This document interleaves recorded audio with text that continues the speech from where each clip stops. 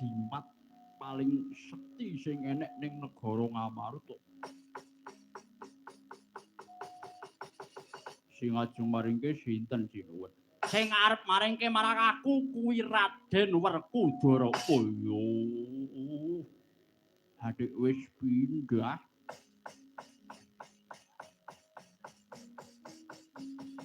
Sik to, Kang.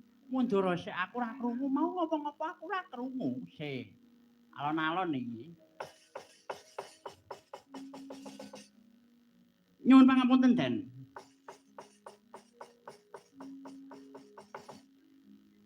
Kok jimat jamus Kalimasada sing ajeng maringke Raden Werkudara niku lire pripun? Ngene.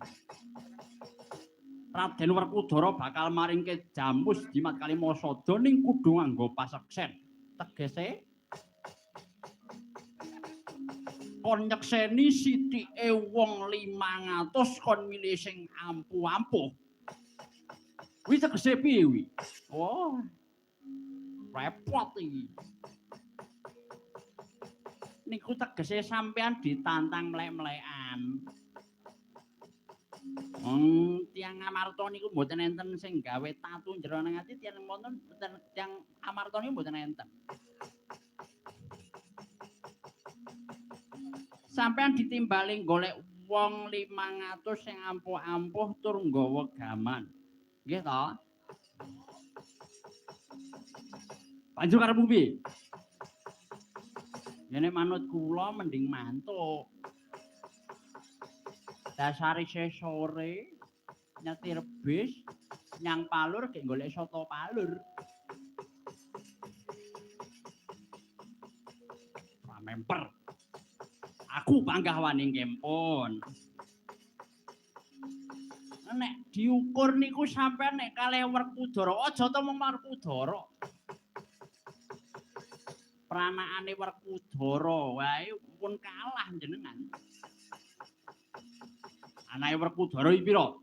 Anake Werkudara niku wonten sing kalih, wonten sing 3, wonten sing sekawan. Manut. Anak nggo dolanan parat.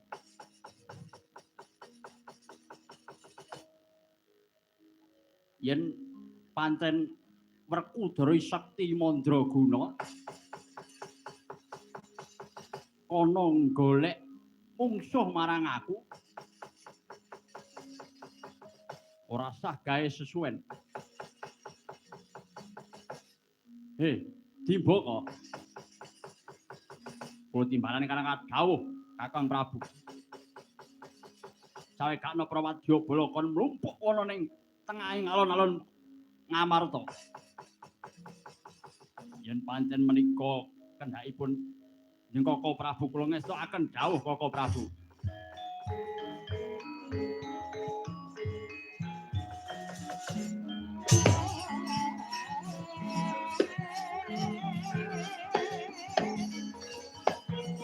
Wong golek bendera anyar.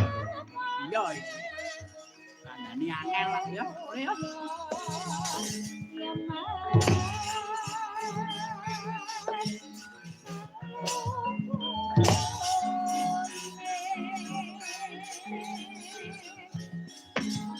Kowe kano Pramadya Bala. Yes, aku jauh.